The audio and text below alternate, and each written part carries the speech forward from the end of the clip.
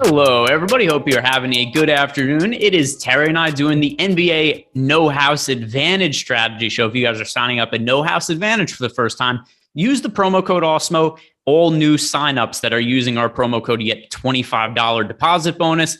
And also, of course, we've got free No House Advantage projections over on Awesemo.com. Good help when you're building your No House Advantage prop cards. Do us a favor, like the video, subscribe to the YouTube channel. Terry, 3 NBA games tonight. How are you feeling about them?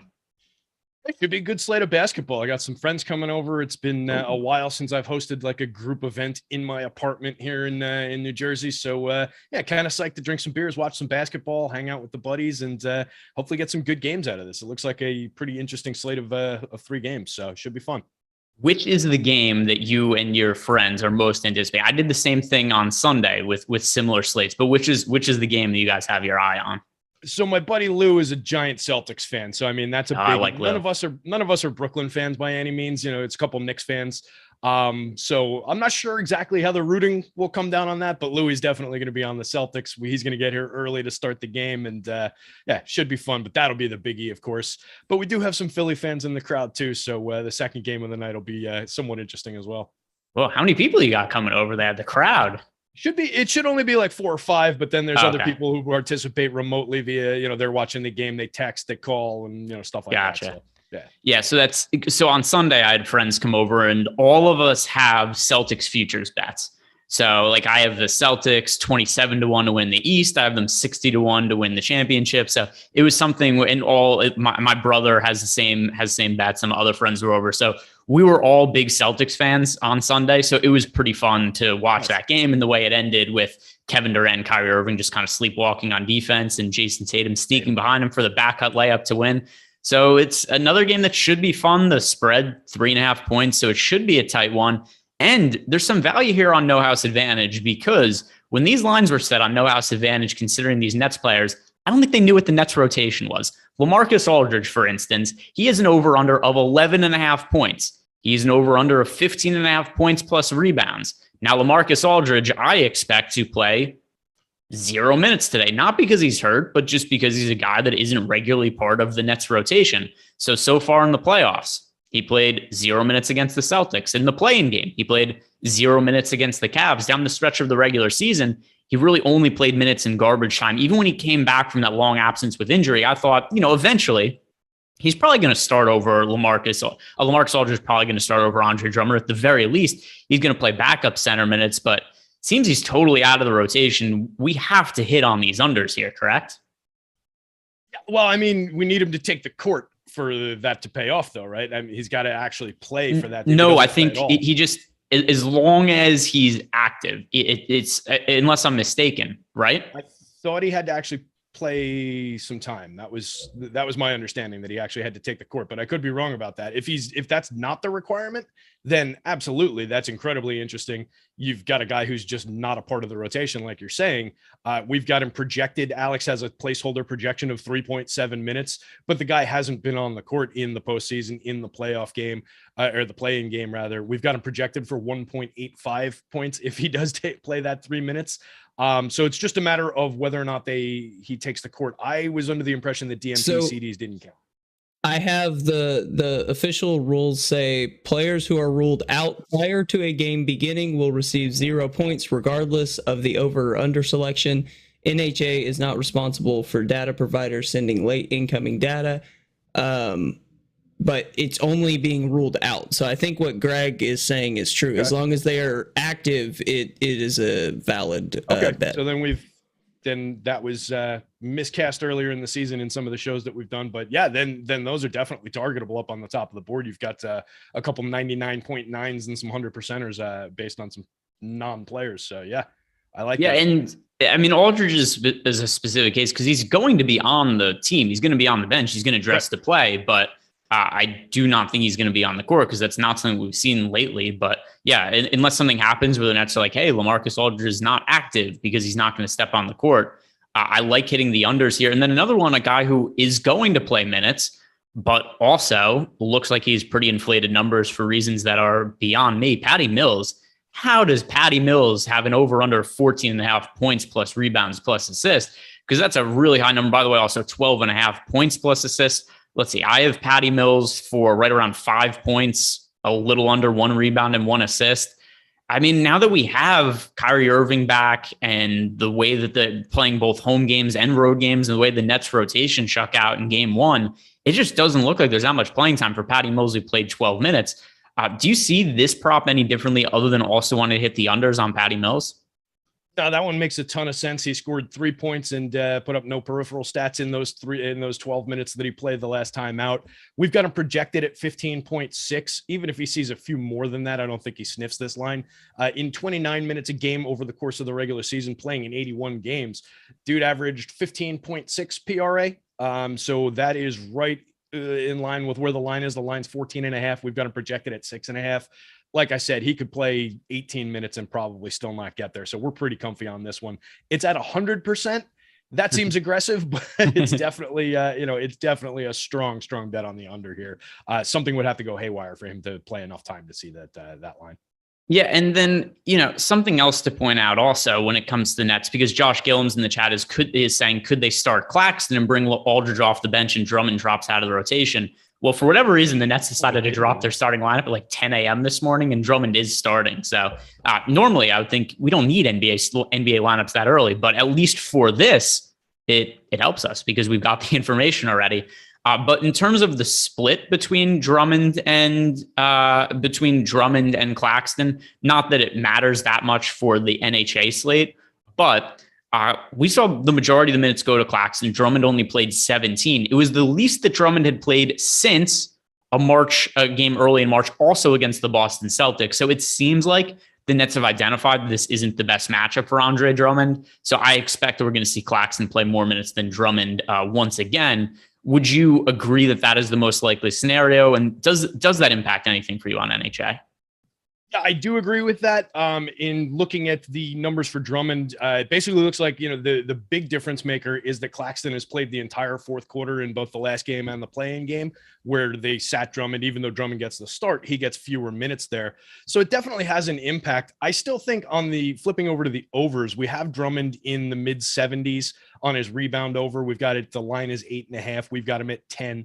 And he's perfectly capable of doing that. In 19.7 minutes a night during the regular season, he averaged 9.3 boards. So he's over the line already, and we're giving him slightly more minutes than that. We're giving him 21.5. He's only averaged 18.7 over the last 2. So that's really tight on that line, which is why it's like a 75%er. It might be a little bit more fragile even than that 75. So I don't love that one. I'd put that not totally a coin flip, but it's a little bit dicier than I think we need to get with some of these stronger probability ones on here. So for Drummond's, it doesn't move the needle all that much for me in terms of the playing time with him and Claxton. And I'm not really seeing Claxton popping toward the top of the board in any of these. So there's nothing really to chase with him. So I don't think between those two guys, there's anything NHA wise that's really interesting, unless I'm missing Claxton, but I'm not seeing him here.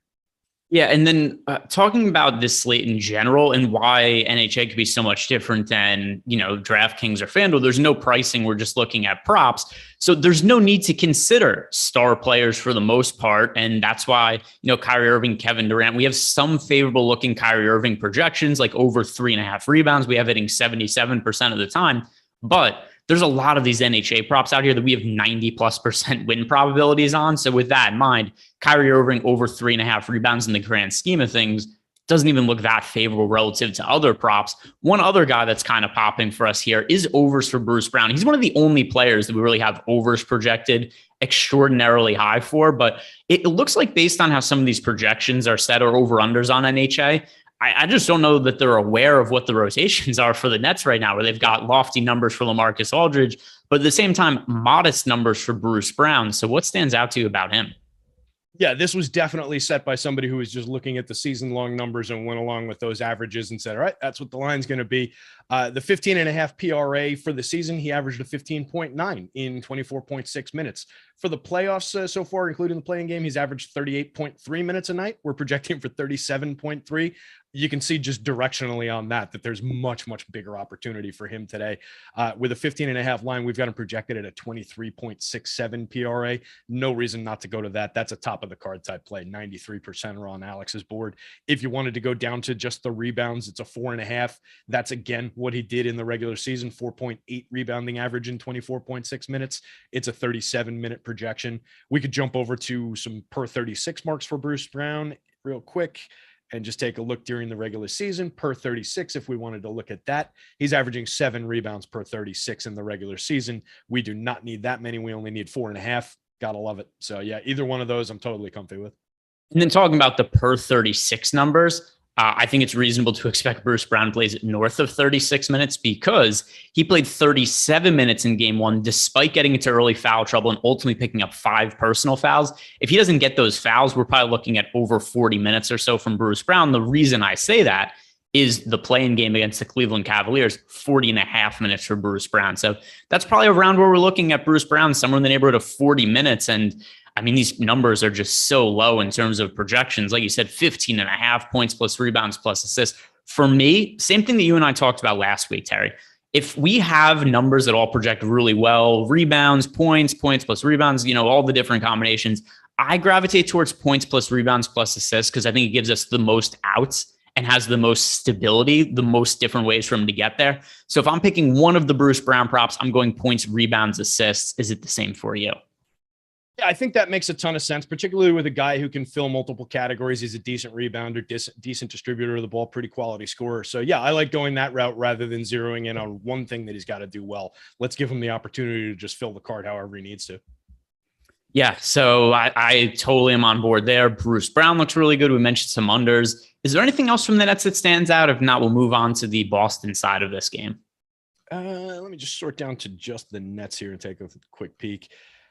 You mentioned the Kyrie rebounding one. If you get down to that point in building cards that you need one at a 77%, I think you're fine there. It's another one that's just set against the season average, 37.6 minutes. Kyrie's averaging 4.4 rebounds. We've got him projected at 41.3 minutes, which is what he's averaged over the first couple of games. So I see no reason to expect that he wouldn't get there. But like you were saying, there's not necessarily a need to dip that far down. Everybody else on the overs and on the unders looks pretty below that. If we scroll, like if we want to talk about other ones for Patty Mills, you could book any of those, Patty Mills assists, Patty Mills PRA, Patty Mills threes. The threes is probably the diciest one on the under. It's 2.5. We've got him projected at 1.3. Like we talked about, only playing, a handful of 15 or so minutes.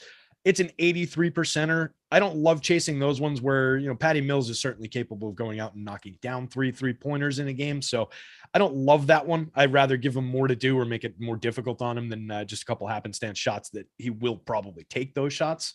So that one I don't like, but any of the others there I think is perfectly fine. Nobody else really stands out. Like you said, there's no need to get into the star, the Kevin Durant's. All the KD ones are in the mid to low 60s down into the 50s in terms of the percentage. So it's just not worth chasing.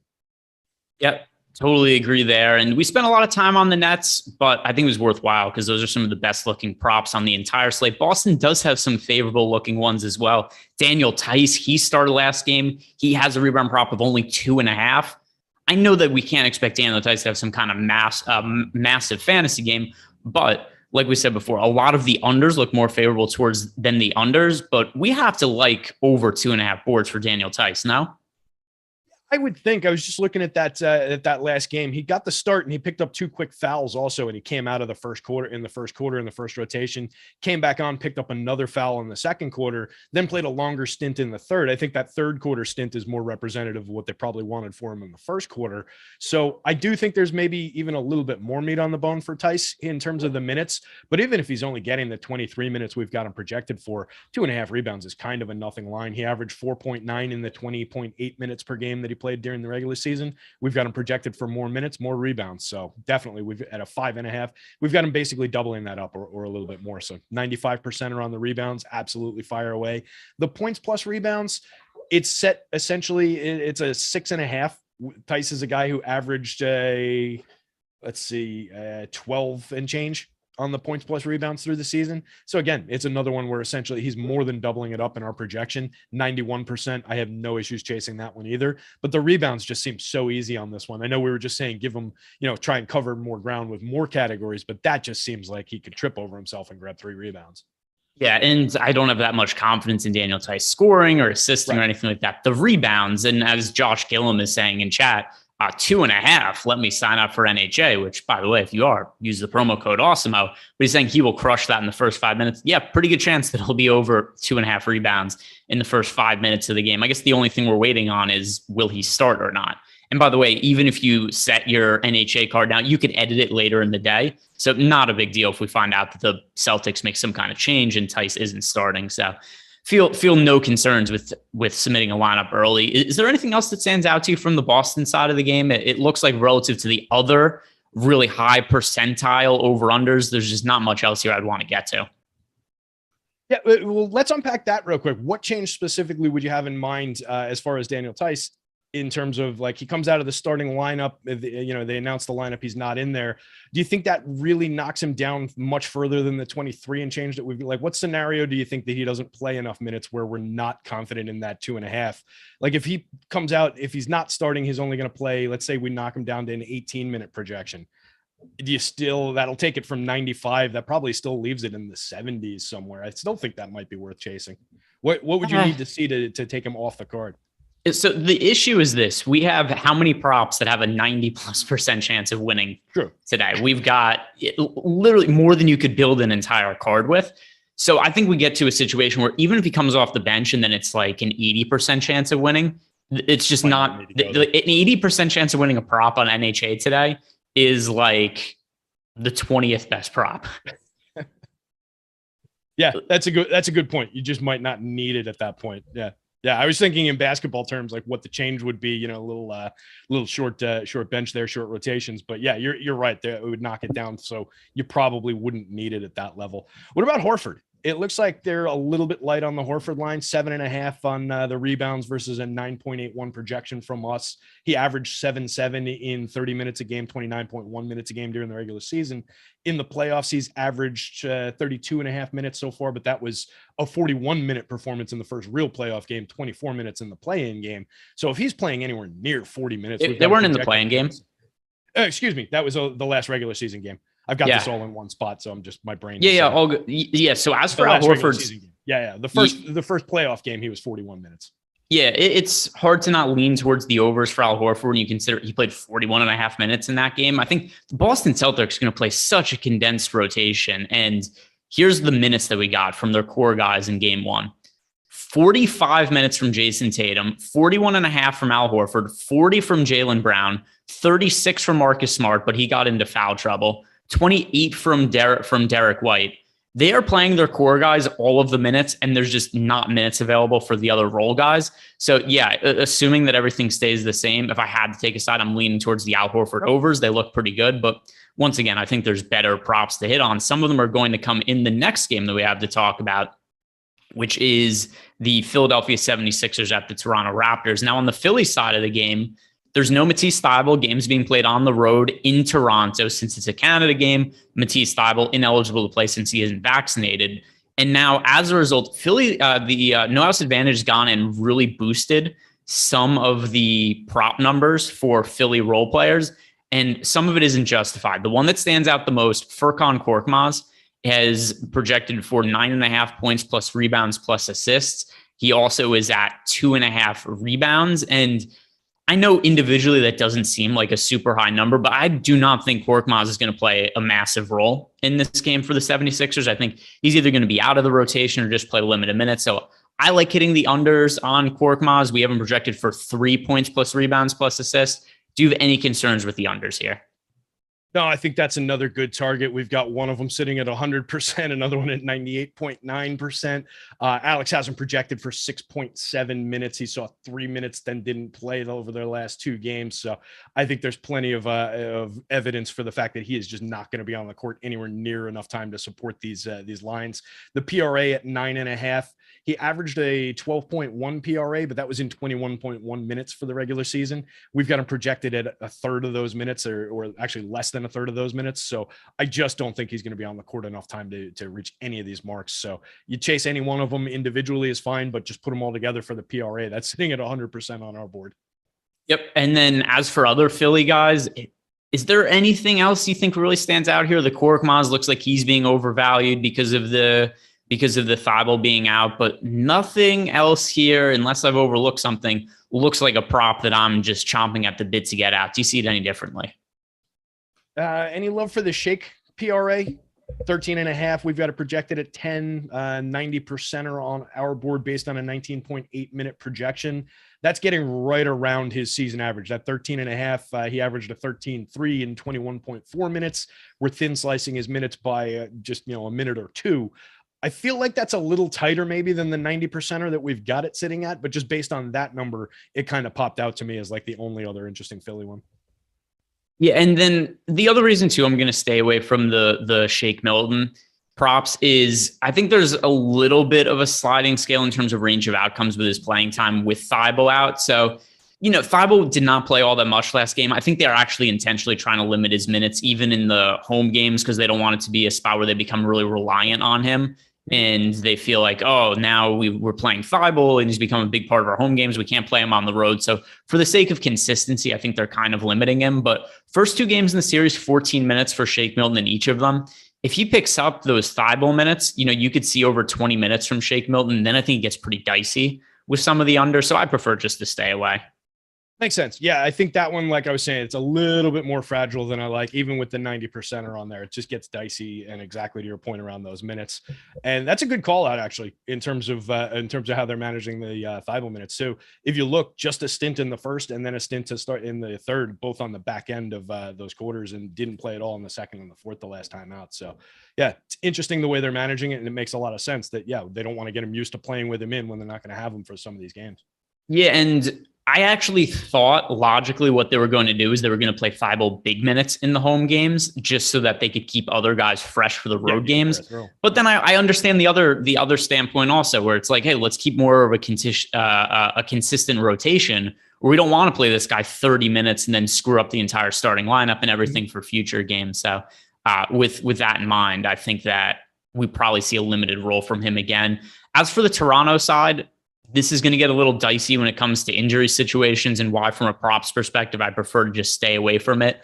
We have Gary Trent Jr. is dealing with an illness. He's expected to play today. Now, with that said, he started last game and played 10 minutes. That makes it really hard to know what to expect from him, as well as some of the other guys he could potentially impact. And then also, Scotty Barnes is officially listed as doubtful, but supposedly practiced today. And when Nick Nurse was asked if he would play, Nick Nurse smiled and said maybe, which kind of leads me to think this doubtful tag is a little less doubtful than other guys. Keep in mind, also last game, Gary Trent Jr. and Thad Young were both listed as doubtful, and both of them played. So for now, I kind of just want to punt on talking about the Raptors and think there's a lot up in the air. What do you feel about this situation? Yeah, I'm happy to do that here as well. We do have the unders for Khem Birch sitting at pretty high marks in the 90s. So it kind of makes sense to at least maybe we talk about those real quick.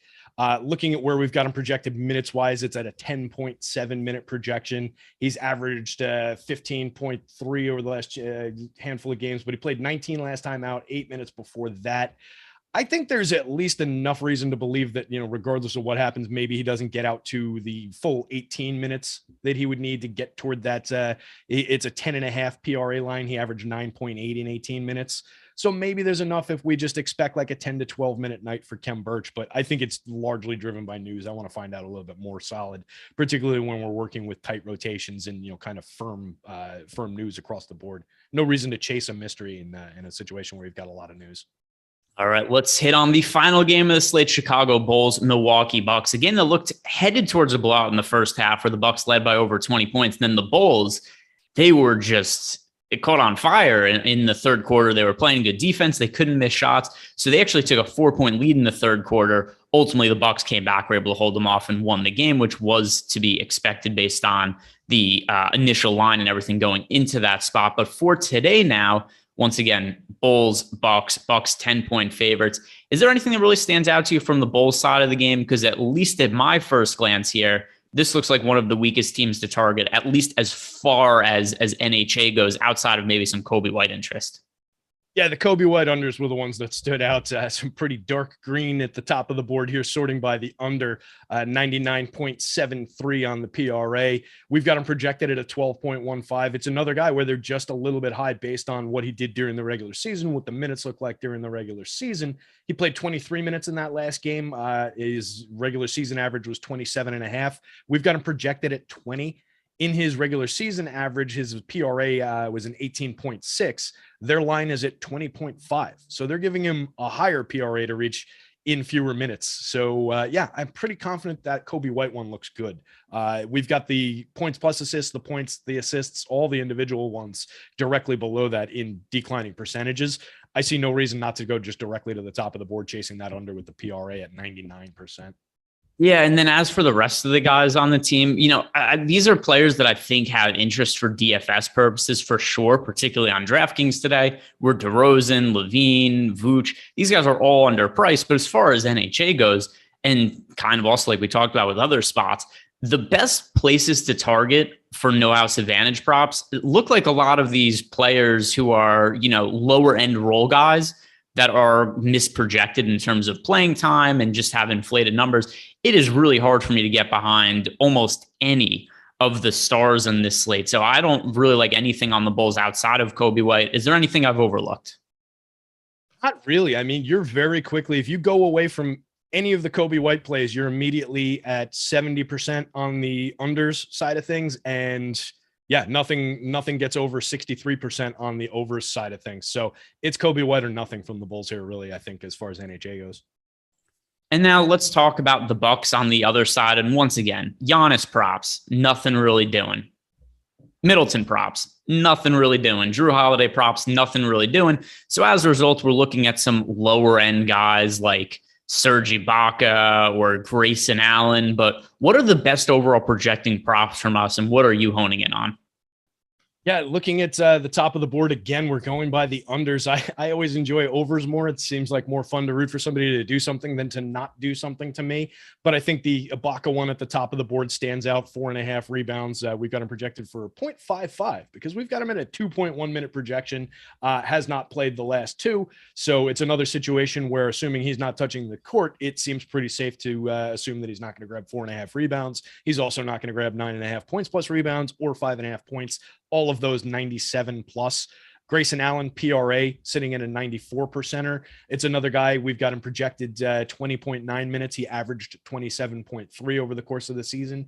Over that 27.3, his PRA was a 16 average. They've got the line at 15.5. Well, if we're cutting 7 minutes off the projection for him, that drops him down to an 11 projection. Pretty firm number on that one as well. You can even chase the Portis PRA. Is looking a little high. It's another situation, cutting him from 28 minutes to 21 minutes, which is in line. He played 23 the last time out. So it's basically in line with what we can expect. Pat Connaughton, similar situation, 26 drops down to a 20-minute projection.